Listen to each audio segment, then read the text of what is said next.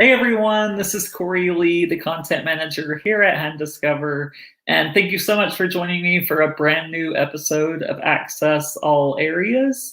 This week, I am talking with a very special guest with Andrew Robertson. He is behind the YouTube channel Spin at Lightspeed. It's a phenomenal YouTube channel that chronicles his and his son's adventures all around the globe. Lots of content on there, which we'll dive into in just a bit. But for now, I would love to welcome Andrew. Hey, Hey, how you doing? yeah, thank you so much for joining me today. I really appreciate it, and I'm excited to talk all about traveling with you. Complete honor to be meeting you, Cory. And it's seeing a lot of your travels that's pushed me to go out there and do mine. I think I look at there's an app where you tick where you've been. And I look at the countries, and it's a kind of a really poor number. But I remember seeing one of the maps where you'd been like, "Wow, you've been everywhere." I really want to kind of get myself. Yeah. Yeah, well, thank you for that. I really appreciate your kind words. I mean, from your YouTube channel, I've been watching it over the past few weeks, and it seems like you've definitely done a lot of travels. So I think you have a lot of valuable experience that we can talk about in just a bit. But to start us out, can you please just kind of tell everyone who you are and what your disability is? Sure. So I'm Andrew Robertson. I'm 40 years old, and I come from Canterbury in deepest, darkest Kent, just outside London. And I was diagnosed with muscular dystrophy when I was 18. So I have adult onset limb girdle muscular dystrophy. So it's only a muscle wasting disease of the shoulders and legs. I say only, they're quite important.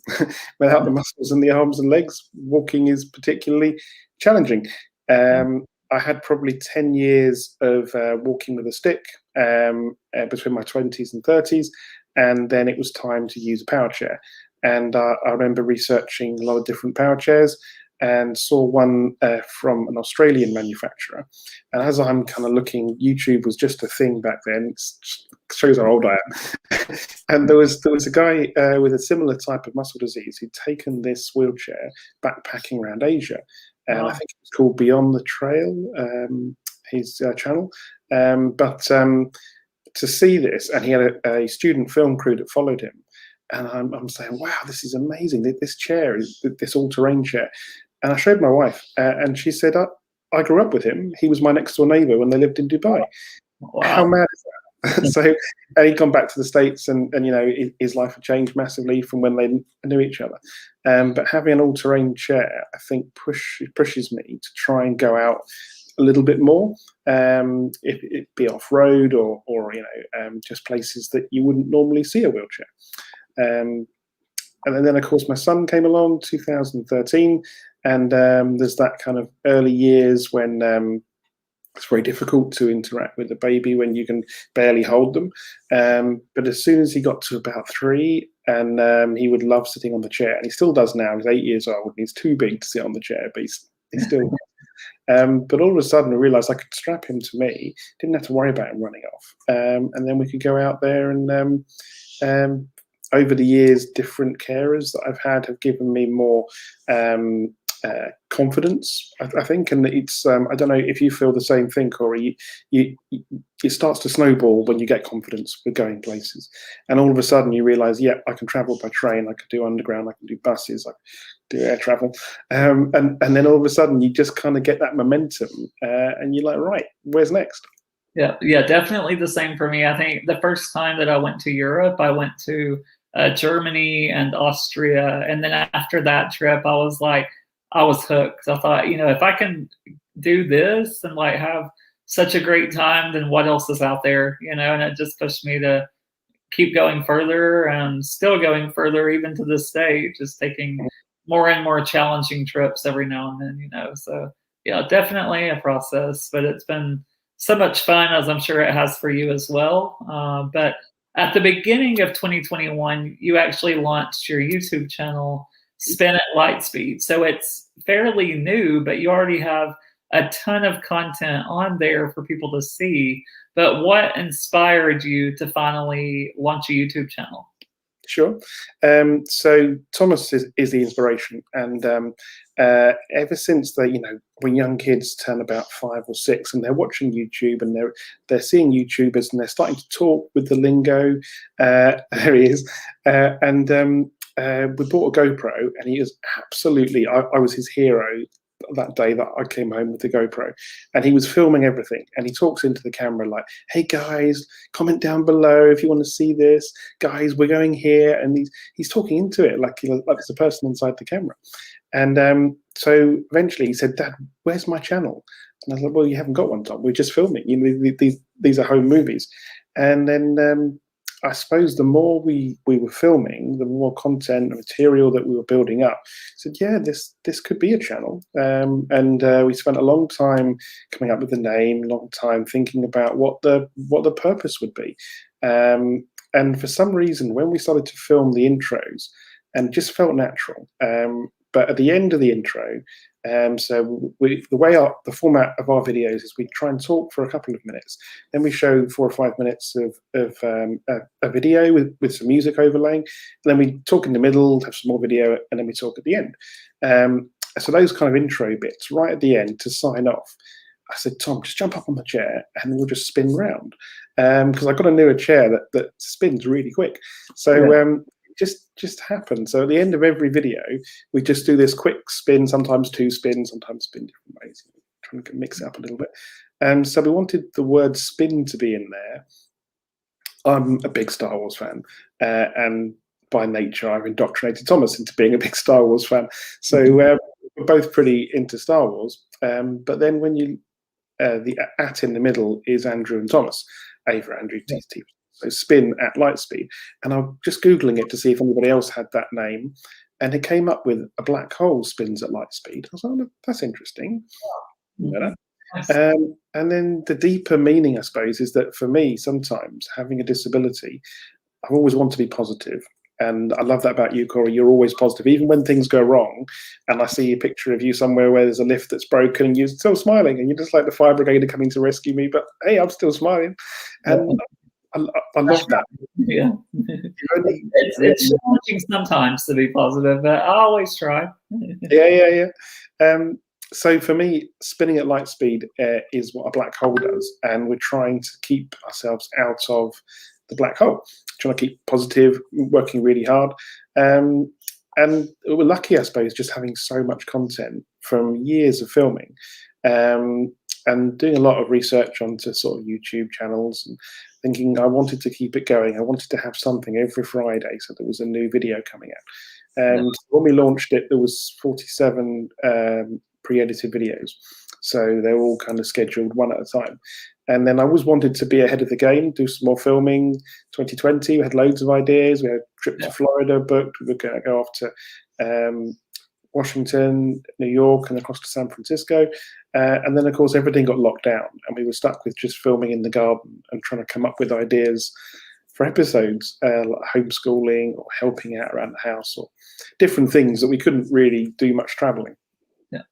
Yeah. So you're on your channel. You not only dive into destinations that are accessible, but you recently even published like what it's like to get on a plane as a wheelchair user. So a lot of really like helpful information on there that isn't just the fun stuff of traveling, but also really useful information, which I found helpful when I was browsing your videos. But what all kinds of content can people expect to see on Spin at Lightspeed?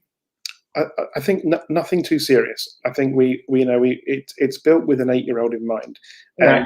Even if you watch some of the videos, we're constantly interrupting each other, and it's really funny to try and if I'm trying to put the closed captions on, and I'm manually doing them to make sure that they're right. It's really difficult sometimes. I'm interrupting Thomas, he's interrupting me, and I'm sat there furiously typing away to get the subtitles up. It's all, I suppose, about showcasing what is possible, and then even when things are difficult, how you can put a positive spin on things. And I think our first video we launched was the Disneyland Paris, and that trip to Disneyland Paris it's always magical whenever you go to Disney. You can't help but but it's a very busy theme park. It's very difficult to move around. I love that face. And he had a really wobbly tooth, so that picture was good because it kind of covered up the tooth. But I managed to get a puncture in the theme park. And my chair doesn't have solid wheels. It does now, but my two large drive wheels. And we've been around the park, and we just decided, the two of us, to go off on an adventure. So we followed whatever path we could find in between one of the hotels, and whether it was a maintenance road, I don't know. The gate was open, so we zoomed through it, looking for fish, big lakes that they had. And all of a sudden, there's a bang, and I'd driven over either a nail or a large pine cone, and the wheel just deflated really, really quickly. Wow. The chair was completely stationary in the back streets of Disneyland Paris, in 40-degree heat, or 30-degree heat. It was boiling. I managed to get just to the shade, and what I find really amazing is, I phoned my wife. She went to get the concierge at the hotel, and within about 3 minutes, they were there on site with a backup wheelchair. Transferred me into it. I had a carer on site as well who kept getting lost, but we didn't see him for ages because he had no idea where we were. The concierge took my wife and the punctured wheel to a bike repair shop, and 3 hours later, I was sat back in my chair with a completely repaired chair. A little bit of Disney magic, and the holiday wasn't ruined. But yeah, I suppose what you can expect is that we try and give a warts and all view of something. We got one video called Getting Stuck, and it's where I decide it's a good idea to take my wheelchair onto a sandy beach. It's the brochure, it says it's okay. I've been on beaches quite a few times, and I've been stuck quite a few times. Yeah. Yeah, but yeah, I always say, this reminds me of what I always say. It's like, for every problem, there is a solution. And so it sounds like you're like kind of living the same way. Like you had the problem of your tire being punctured, but you found the solution, got it fixed, and it didn't ruin the whole day. Just a few hours were missed, which is unfortunate, but at least it was repaired eventually. Yeah. And I'll always travel with a spare controller on my wheelchair, because looking at what can go wrong, you can generally fix tires and wheels wherever you go. There's normally a garage or something that can fix it. Something as complicated as a controller, that gets smashed. Yeah, that would be terrible. Yeah. And I do want to say hello to a few of the people that are leaving comments and watching. So Sherry says, good morning. Hey, Sherry, good morning. Thank you for watching. My Sandy Trail says, this is awesome that you do this with your son. What a great dad. Thank you. Yeah. And Noni says, good morning. Good morning, Noni. Thanks so much for watching. And if anyone's watching and has a comment for either Andrew or I, feel free to leave your comment down below, and we will do our very best to answer as best we can.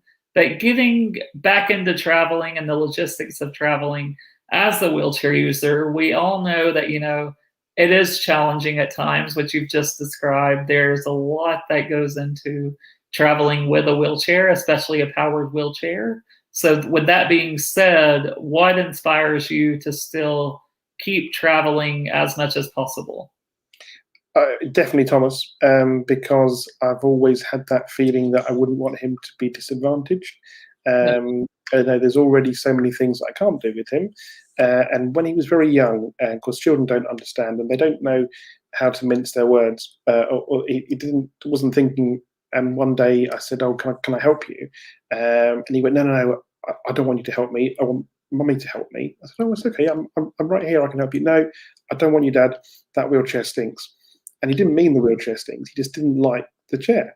And I said, "Well, what do you mean?" He said, "Well, you can't do that with me. You can't run and play football with me." And it all came out. All these emotions sort of came out really kind of quickly.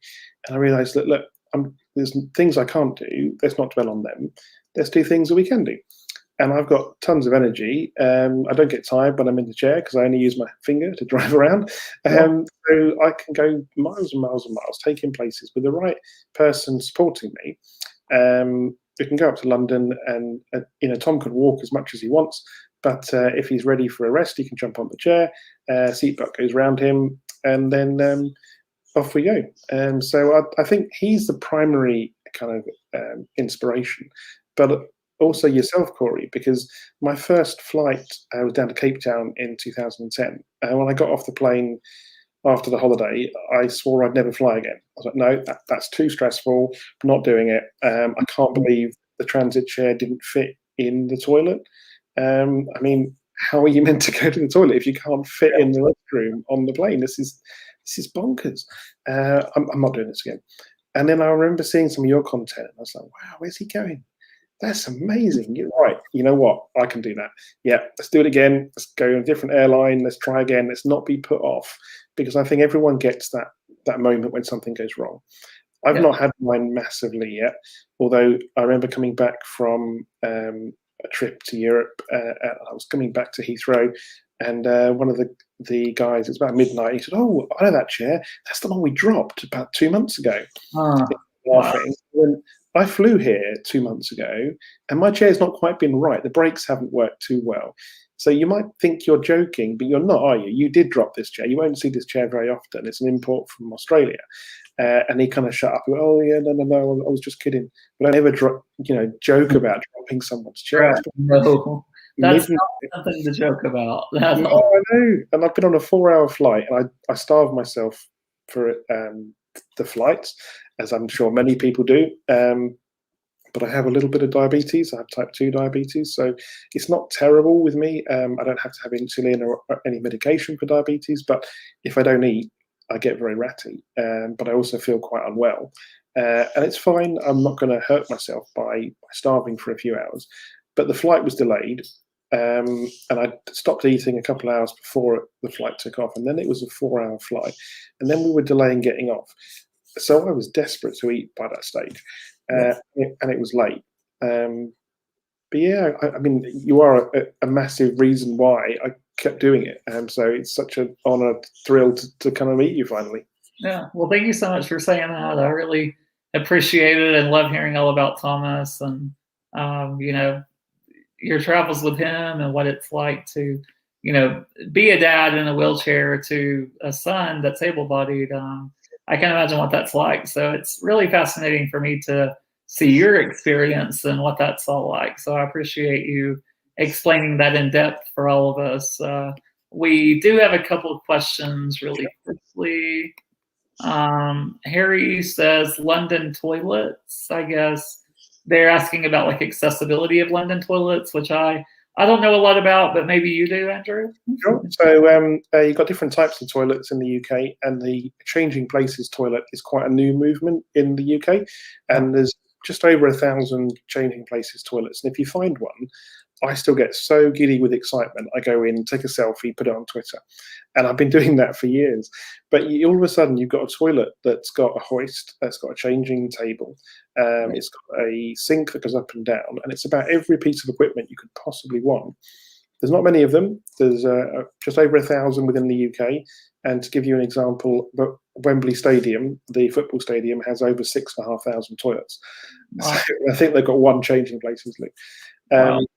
Most disabled toilets, once you get the changing places toilets, I think there's an app where you can track them, so you can see where the closest one is if you're in London, and then you know to get there. You have to have your own sling if you're going to be hoisted, but if you don't need hoisting, it's a perfect toilet because it's so big. Other disabled toilets, you tend to have a key, and that's something that shocks a lot of people that travel from abroad, because you get there and you're like, it shocks me a lot. All around Europe, it's that way, and it shocks me every time. Yeah, you can buy them on eBay. They're not a big secret now. The secret's got out. These keys are available, and at Charing Cross station, the train station right in the centre by Westminster, and that train station had a code. So a 4-digit code, and all the shopkeepers in the train station would use the disabled toilet because it was free. They didn't have to pay. Public toilet you had to pay for. So once someone told me the code, that was it. Really, I can get in there with the code. I don't know, and I've been to the States a few times, and I've not experienced the problem that I find sometimes in London, is that you get to a disabled toilet, and it's been used as a storage room. So whatever chairs are stacked up, put them in the disabled loop. So you get in there, and all of a sudden you've got to fight. I carry a commode with me, So I've got my shower chair in a bag strapped to the back of the chair. If I'm in London all day, that's my kind of comfort blanket. If I need to transfer onto the toilet with the sliding board, it's never come out the bag, thankfully. It makes the chair so big. So to get into a toilet, yeah, there are plenty of them. I've never really struggled in London. I've always found somewhere to go. I've not had a big issue. Oh, that's good to hear. Then it's yeah. In the U.S., there is the problem of accessible like companion care restrooms sometimes being taken over by able-bodied people instead of like wheelchair users and families that really need them. But I haven't seen a ton that have become like storage facilities. Luckily, yet. So hopefully it stays that way. But yeah, yeah, that's a good point. And we also have a question from Clint that says, as far as vacations go, do either of you recommend the type of wheelchair that can handle moving around on beach sand? I have a power wheelchair and looking at going on a trip to Gulf Shores. So I've actually been to Gulf Shores a few times. I went just like a couple months ago, I think in early May, and Gulf Shores is incredible. So there are actually companies there that rent beach wheelchairs. So you can it's a powered beach wheelchair. So I was able to drive it just like with my joystick, just like I do a regular power wheelchair. And it's phenomenal. It has big tires, so it can roll on the sand. So if you go to my blog, curbfreewithcorylee.com, and just search Gulf Shores, all the information should come up. But are there beach wheelchairs available in the UK as well that are similar to that? I've never seen one. I've heard of them. I've not heard of powered ones, but I've heard of the chairs, the manual chair with the really big wheels that you can take into the water and it can float. But I've never seen one.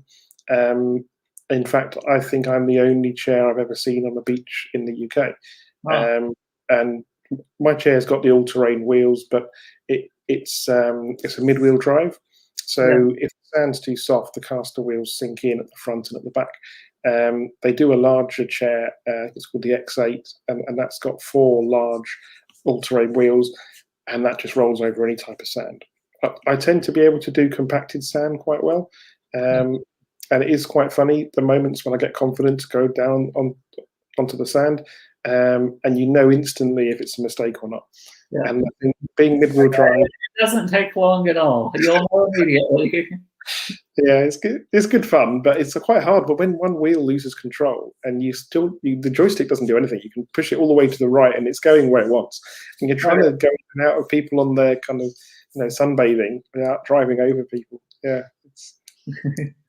yeah, completely understand that. I've tried to go in the sand a few times, like in power wheelchairs that I've had in the past, and it's never a good idea usually. But 9 times out of 10, it's a bad idea. Yeah. But I do want to ask you if you could, you've talked about air travel being difficult, bathrooms, but if like a genie came and they said like you can pick one thing that you would like to improve in the travel world for wheelchair users, like what would be the one thing that you would really love to see be improved when it comes to traveling with a wheelchair? I think not making you stand out, because sometimes life's difficult enough as it is.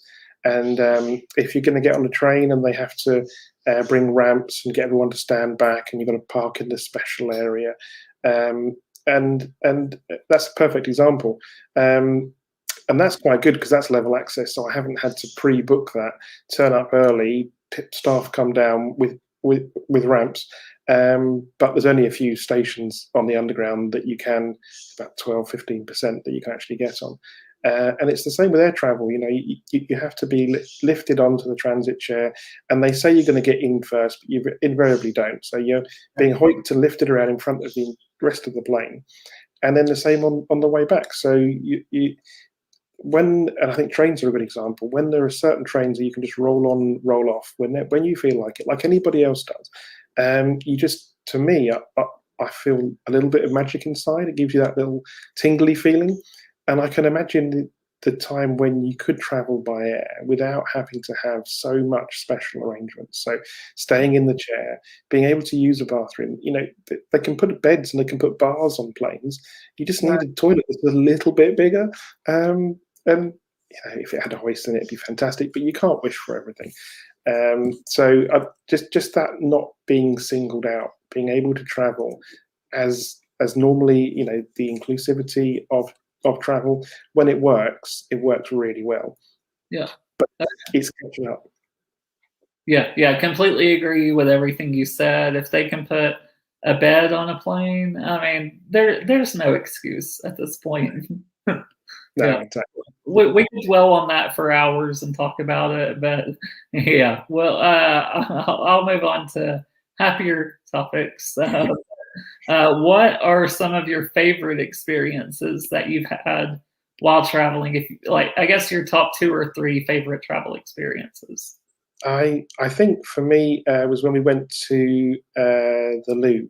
So when we saw the Mona Lisa and realised that from where we were in Canterbury, hopping on the Eurostar and getting off, and the fact that the Louvre prioritised the wheelchair, that it was completely free, there was no queuing, people were queuing for 2-3 hours to get in, and then even in the room where the Mona Lisa was, someone spotted me and said, "Oh, come with me." It's a really crowded room, and they took me right to the front where they've got a special viewing area just for wheelchairs. And I'm like, look at that! I am the closest person to the Mona Lisa. I haven't got to wait and queue, and I've got a chair that raises up, so I could bully my way to the front if I had to. But all of a sudden, I'm there with my son, closest as anyone, making me feel like a bit like a rock star.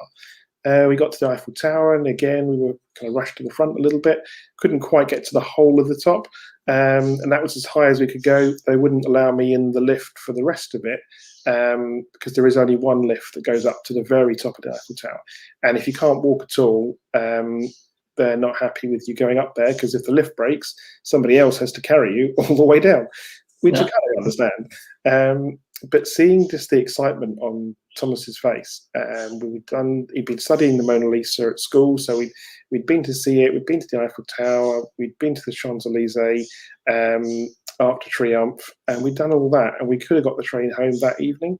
We stayed over and we did a few things the next day, like the Disney store and just generally mooched around Paris. But to think that's the Eurostar's great because they put you in like a premier economy, so you get your free meal. It's a massive space. You can travel with a hoist and equipment.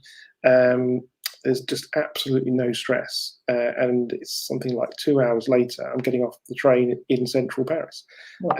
So it's definitely got to be one of my top experiences. Awesome. Yeah, that sounds incredible. I was staying in London back in like 10 years ago and did a day trip to Paris on the Eurostar. And I was like amazed at how easy it was to use the train to actually get to Paris in like 2 hours. Like it was so quick and easy. And we left early that morning, came back late that night. So it was like a full action packed day, but it was a lot of fun. For the most part, accessibility in Paris was a bit difficult with the metro and like finding transportation, but I have heard that it's gotten better. So when you were in Paris, how did you get around? Was there accessible transportation? Yeah, we just didn't go on the metro. I think you do a bit of research and you kind of, you know what, I've got about 20 words in French, but I speak them very confidently, so people think I'm French. But those 20 words aren't going to help me if we So we knew G7 is a very good taxi company for wheelchair accessible vehicles. We would use them to hop around the city if we had to. But really, we just chose all of our adventures within easy walking distance. And I say walking distance because I'm rolling and Tom sat on my lap most of the time.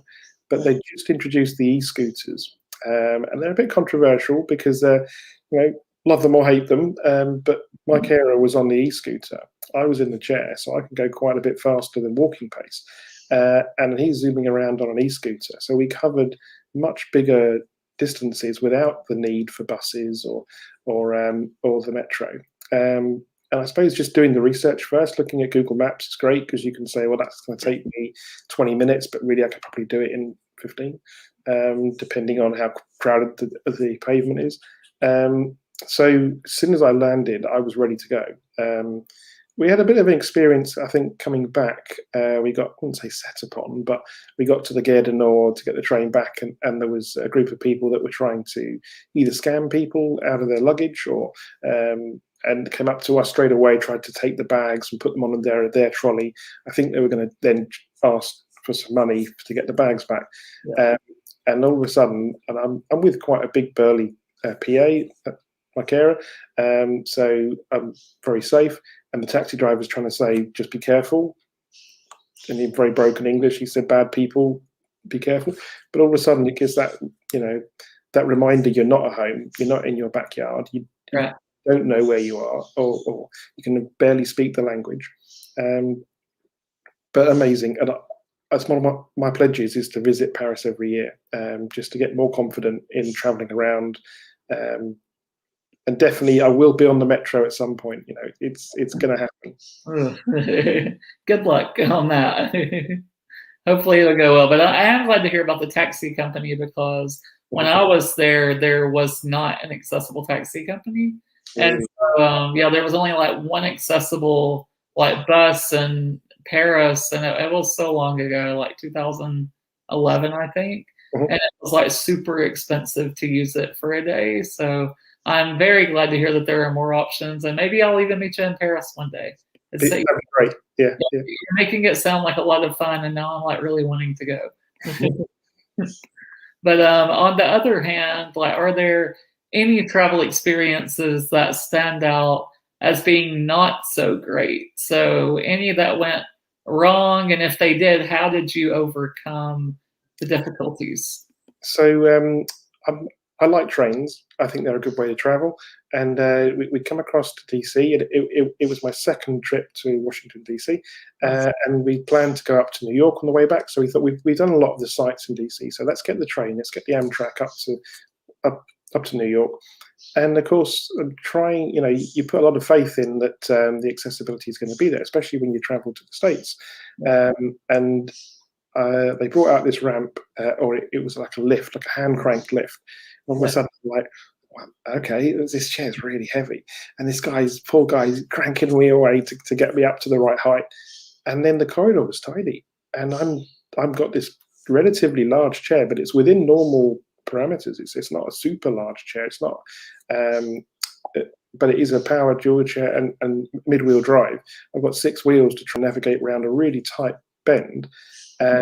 And I had to bend the footplate up, and a couple of people were there trying to help me, literally bumping it. And all of a sudden, it came loose, and I'm down the corridor. It's like, wow, I was lucky. What would I have done if I couldn't get on? I have absolutely no idea. I don't know if they had any other option. I mean, everything was fine once I was there, and there was plenty of space. But that, to turn a corridor as simply as that, it just wasn't enough space for it. So it was a near disaster, averted by a bit of muscle, and where there's a will, there's a way. But I did have to bend the footplate up, kind of jam my legs in, have a couple of big strong guys kind of bump the chair around the corner. Yeah, awesome. Yeah, wow. Yeah, I've used some of those hand crank lifts before here in the States, and they're always a bit like, I'm always a little sketched out by it, because it's always like a ton of work for the person that's operating it. And then for me, it just like doesn't feel all that safe, but like they usually are, and they usually go fine, but it's a little nerve wracking, I think. Yeah. Other than that, I've been really, really lucky, because I don't have many bad experiences. And Awesome. I've been on the underground, and we had to change routes, but we've just come up to the city and know your way around. And Google Maps is really helpful for just trying to find a different route. London buses are a little bit complicated to know the routes, but as soon as you do, and it's a bit strange. And I remember reading before I got my first bus in London, because everything's, I don't know if you find this, Cory, you kind of get a little bit confident with one type of travel, so you do it lots. And then you kind of think, well, I should really do that. So then you go and try it. Yeah. And then, yes, I was just starting to experiment with London buses, because they're free to all wheelchair users. They've all got ramps, but the buses are busy, and they're there's also that kind of age-old conflict between people with pushchairs, sort of parents. And the law in the UK is that the person with the pushchair has to vacate the space for the wheelchair when it comes on. But the London buses are so busy, the driver doesn't get out of his seat. He pushes the button, the door opens, and on you go. And then he might call over the tannoy, please vacate the area. There's even a pre-recorded message to say, please vacate the area. The wheelchair user needs the space. And how does that make you feel when there's a whole bus? That's a little awkward. Sorry. They actually, most bus drivers will force the parent off the bus. And all of a sudden, but because they're doing it from the safety of their own, there's this massive conflict, especially if it's raining. And I'm getting on with a child as well. So it's not as if I could just say, oh, don't worry, I'll get wet for a bit. I've got a child that I want to get on the bus. And all of a sudden, there's a parent who's been told you need to leave the bus. Right, yeah. By law. And every time the bus pulls up, you have that instant kind of like, what am I going to face? Yeah. It's just like a little awkward, and yeah. I've been sworn out a few times, and I've had people react badly. But then equally, I've had just as many positive instances where someone said, "Oh, don't worry, we know we have to leave the bus." I said, "But just fold the pushchair up, put it in the luggage thing, then you can stay. We can all stay. There's room for everyone, really." Yeah. And what is your top tip for other travelers that use a wheelchair? If you don't have one tip in particular, like a top 2 or 3, just a few tips that are great for other wheelchair users. You've got to do the research, and I've been accused of not being spontaneous enough in the past, and that which you take on the chin, but then you try and do something spontaneous, and you get there and you find you should have planned, you should have booked. Exactly. Yes. Yeah, so I think keeping the confidence, because the bad things won't happen all the time. And sometimes if the bad thing happens on the first time you do something, you probably won't do it again. So you've got to keep your confidence, you've got to do your research, and support each other. Sometimes I might go on a Facebook group for traveling and say, does anyone know this route on an underground station in London? And someone pings back a message, yep, I've done that. We do support each other and push each other to do things. I think that's yeah, I completely agree with the research thing. I mean, that's the most important thing as a wheelchair user. You can't just hop on a plane, go to Paris, and try to figure it out when you're there. You can, I guess, technically, but it's going to be tremendously difficult. But yeah, just do the research in advance. And I think the disability community, it's very supportive. So like, as you're saying, in Facebook groups, on websites, like, I think we all try to help each other out whenever we're planning a trip, especially in like the accessible travel groups on Facebook. And so that's always like kind of my first go-to, just because I think everyone in the disability community, we just want to see each other, succeed and have a great trip. And so, completely agree with both of your points right there. And post-COVID, like once this pandemic finally completely ends and every country is back open, what is at the top of your bucket list? Okay, so we got a trip to Florida, which has been put on hold twice now. We got the villa booked, and a huge Star Wars fan, so I'm ready to see Star Wars land. You're gonna love it. It's incredible. I'm not a Star Wars fan, and like even for me, it was like it's remarkable what they've done. Can't wait to do that, and just to get out there a bit more. On my top kind of bucket list is the pyramids. Going to Egypt does scare me for a lot of reasons, mostly down to food, I suppose, because it's my biggest fear when I'm traveling, is eating something that's going to give me an upset stomach, and then all of a sudden a difficult situation becomes a lot more difficult. So visiting the pyramids is going to be done at some point. I would love to do a cruise again. I did a couple of cruises when I was first married, and they were they're built for people with mobility problems, because that's the majority of, especially around Europe, majority of the people that are cruising are in the elderly part of their life that they're having more mobility issues. So I'd love to go and do that again. Yeah. the pyramids in Egypt are one of my top 3 things on my bucket list. So hopefully I'll see you there very soon. Yeah.